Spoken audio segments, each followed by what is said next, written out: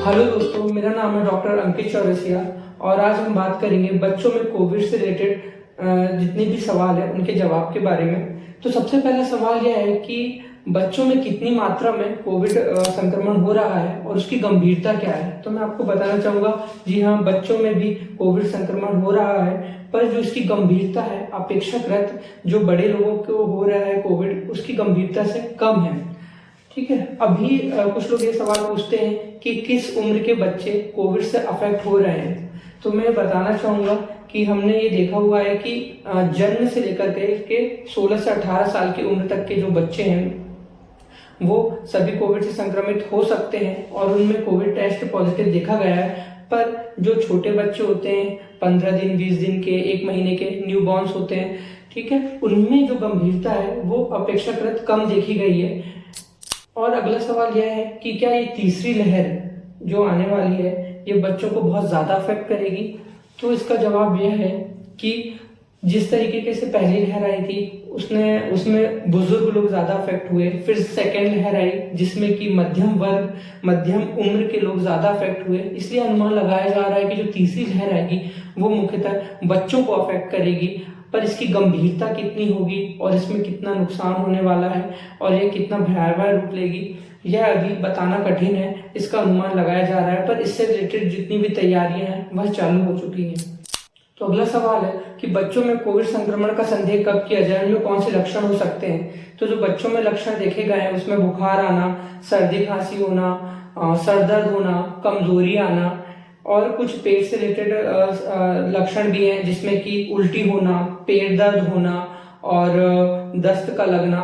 ये सिम्टम बच्चों में देखे गए हैं। जो 1 साल से कम के बच्चे हैं उनमें दूध न पीना, चिड़चिड़ापन आना और जो 8 साल से अधिक के बच्चे हैं उसमें टेस्ट और स्मेल का चला जाना, यह भी देखा गया है। कुछ अलग सिम्टम्स भी हैं जिसमें कि शरीर में लाल चकत्ते पड़ना, आंखों में कंजेशन होना, आंखों का लाल होना, आंखों से पानी आना, यह भी देखा गया है। कुछ बच्चे होते हैं वो एसिम्प्टोमेटिक भी हो सकते हैं जिनमें कि कोई भी लक्षण नहीं हो सकते, पर वो घर के किसी सदस्य से जिसको कोविड हुआ है या जिसमें कोविड से संबंधित लक्षण है, यदि उनसे कांटेक्ट में आए हुए हैं तो वो कोविड से वो बच्चे भी संक्रमित हो सकते हैं, पर हो सकता है कि उनमें कोई भी लक्षण ना हो।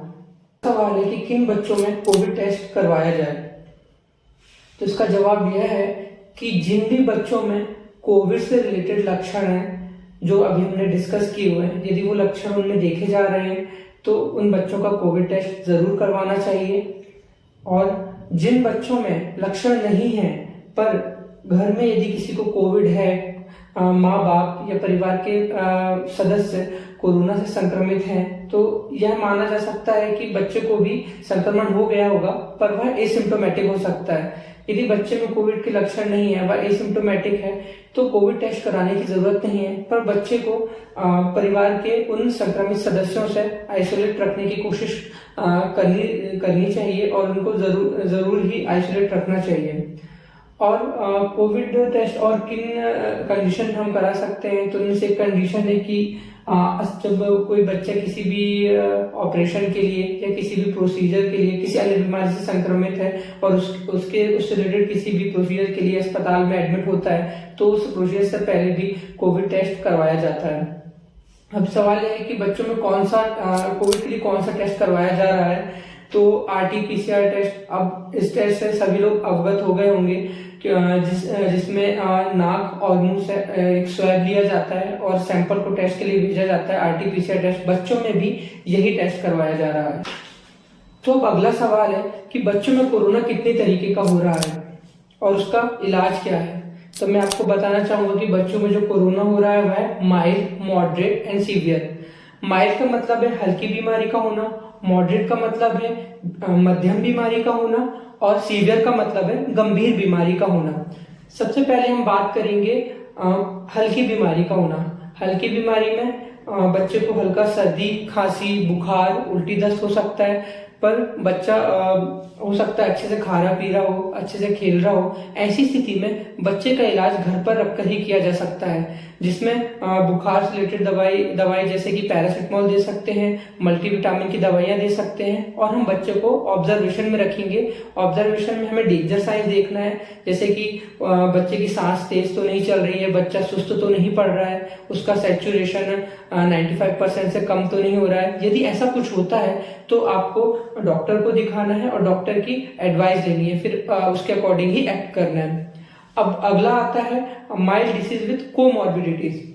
अब इसका क्या मतलब है? इसका मतलब है बच्चे को पहले से ही कोई गंभीर बीमारी है और उसके साथ उसको हल्का कोरोना हो गया है। अब वो बीमारी क्या हो सकती है? जैसे बच्चे को किडनी की बीमारी हो सकती है, हार्ट की बीमारी हो सकती है, सूखेपन की बीमारी हो सकती है, बच्चे को कैंसर हो सकता है, या फिर शुगर की बीमारी हो सकती है। यदि बच्चे को पहले से ही इनमें से कोई बीमारी है, साथ में उसको हल्का कोरोना भी हो गया है, तो ऐसी स्थिति में भी बच्चे को घर में रह करके इलाज दिया जा सकता है। इलाज वही जो प्रोटोकॉल हम डिस्कस कर रहे थे वैसे ही दे सकते हैं, और साथ में बच्चे को ऑब्जर्व भी करना है, और जो उसको बीमारी है पहले से उसका इलाज एज इट इज ही चलेगा।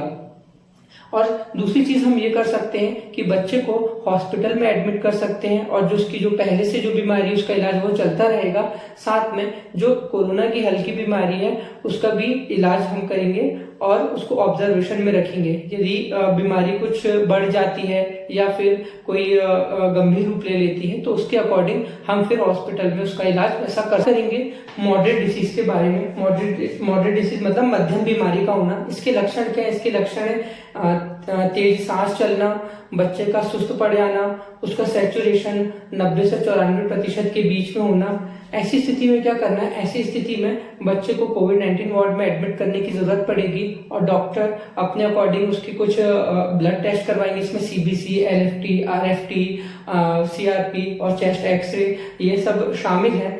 यदि बच्चे का सैचुरेशन 94% से कम आता है तो उसको ऑक्सीजन सपोर्ट देने की जरूरत पड़ेगी, और स्टेरॉइड एंड एंटीबायोटिक्स जो भी डॉक्टर के अकॉर्डिंग जो भी उसका ट्रीटमेंट प्रोटोकॉल होगा वो चालू कर दिया जाएगा। अब हम बात करेंगे सीवियर डिसीज के बारे में। सीवियर मतलब बीमारी का गंभीर रूप ले लेना। अब उसके लक्षण क्या? उसके लक्षण है सैचुरेशन का 90% से कम हो जाना, बच्चे का तेज सांस लेना, छाती में गड्ढे पड़ना, बच्चे का एकदम सुस्त हो जाना, बच्चे को झटके आना, बहुत ज्यादा उल्टी, दस्त, पेट में दर्द होना, ये सब इसके लक्षण है। और यह गंभीर बीमारी जो सीवियर डिसीज है वह क्रिटिकल भी हो सकती है। क्रिटिकल का मतलब एक विकट रूप ले सकती है। उसमें क्या होगा? उसमें बच्चे के पूरे फेफड़े इन्वॉल्व हो जाएंगे, इससे बच्चा सांस नहीं ले पाएगा, बच्चा शॉक में जा सकता है, उसकी पल्सेस धीमी पड़ सकती हैं, हो सकता है उसका ब्लड प्रेशर रिकॉर्ड ना हो, और उसके बाकी भी अंग इन्वॉल्व हो सकते हैं। अब इतनी गंभीर स्थिति में क्या किया जाए? इसी गंभीर स्थिति में बच्चे को कोविड आईसीयू में एडमिट करने की जरूरत पड़ेगी। उसमें डॉक्टर के अकॉर्डिंग जो भी ट्रीटमेंट प्रोटोकॉल होगा सारी इन्वेस्टिगेशन कराई जाएंगी। जरूरत पड़ने पे उसके हार्ट का इको कार्डियोग्राफी करने की भी जरूरत पड़ सकती है। साथ में सैचुरेशन कम होने पर उसको ऑक्सीजन का सपोर्ट और सांस की मशीन पर भी रखने की जरूरत पड़ेगी, और डॉक्टर के अकॉर्डिंग जो भी प्रोटोकॉल होगा वो सारी दवाइयां बच्चे को दी जाएंगी। अब हम बात करेंगे MIS-C सिंड्रोम के बारे में। MIS-C क्या है? Multi system inflammatory syndrome. Covid से ठीक होने के बाद बच्चों में MIS-C एक बहुत बड़ी चिंता का विषय बन गया है। इसमें क्या होता है? इसमें मल्टी सिस्टम मतलब हमारे शरीर के बहुत सारे सिस्टम, बहुत सारे जो ऑर्गन्स हैं वह एक साथ इन्वॉल्व हो जाते हैं, जिसमें कि हार्ट, किडनी और लीवर है। तो कोविड से रिकवर होने के बाद बच्चों में अभी MIS-C सिंड्रोम देखा जा रहा है, और यह जो बीमारी है यह जनरली कोविड संक्रमण से ठीक होने के बाद हमारी जो प्रतिरक्षा प्रणाली है उसके बहुत ज्यादा एग्रेसिव हो जाने की वजह से होती है, जिसकी वजह से सारे ऑर्गन जो होते हैं वो इन्वॉल्व हो जाते हैं। अब इसमें इसके लक्षण क्या है? इसमें 0 से 19 साल तक के बच्चे में जिनको 3 दिन से ज्यादा बुखार आ रहा है, साथ में इसमें से कोई भी लक्षण जैसे कि शरीर में लाल चकत्ते का पड़ना, आंखों का लाल हो जाना, आंखों से पानी आना, ब्लड प्रेशर का कम हो जाना, 2D को कराने पर हार्ट का इन्वॉल्वमेंट हो जाना और रक्त की थक्का जमने वाली जांचें करवाने पर उन जांचों का खराब आना, जैसे कि पीटी, एपीटीटी और डिडाइमर जैसे टेस्ट का गड़बड़ आना, और पेट से संबंधित लक्षण होना जैसे कि बहुत ज्यादा पेट दर्द होना, बहुत ज्यादा उल्टी, दस्त, ये सब होना, और साथ में कुछ टेस्ट जैसे ESR और CRP टेस्ट इनका बढ़ा हुआ आना।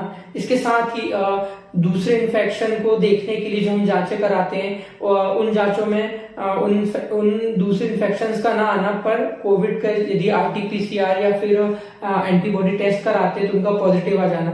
साथ में एक कावासाकी बीमारी होती है, उसके लक्षण का होना, जैसे कावासाकी जो बीमारी है वह जनरली 5 साल के कम उम्र के बच्चों में होती है, जिसमें कि बुखार आना, जीभ का लाल हो जाना, होठों का कटा होना, सूखना और शरीर में गठानों का बढ़ जाना, ये सब लक्षण होते हैं। यदि ये इन सारे लक्षणों और जांचों के बाद यदि हम सस्पेक्ट करते हैं कि उसको MIC हुआ है बच्चे को, तो उसको अर्जेंट में ICU में भर्ती करने की जरूरत होती है और डॉक्टर के प्रोटोकॉल के अकॉर्डिंग उसको सारी दवाइयां दी जाएंगी।